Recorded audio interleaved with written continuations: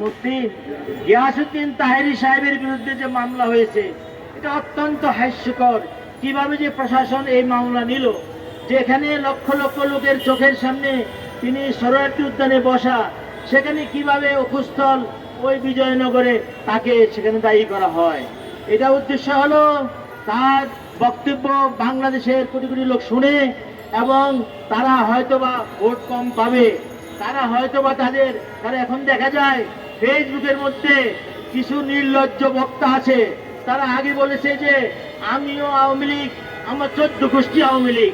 একই বক্তা বলতেছে আমিও এখন গাইরে আওয়ামী লীগ, আমার 14 গোষ্ঠীও গাইরে আওয়ামী লীগ। নির্লজ্জ কতগুলি লোক এই সকল কথা বলে বেড়াচ্ছে, তাদেরকে আপনারা ধরছেন না।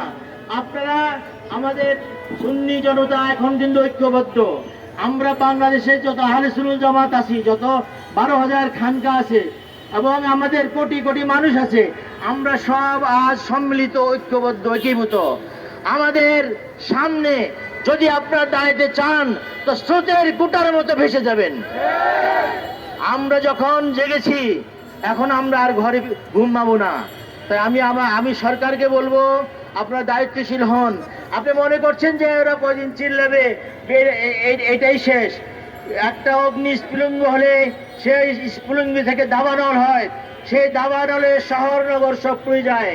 আর যদি আপনারা এই স্ফুলিঙ্গকে নির্বাপিত না করেন, তাহলে আমাদের আহলে সুন্নাত জামাতের মাধ্যমে যে দাবানলের সৃষ্টি হবে, সেটাকে রুখাইতে পারবেন না।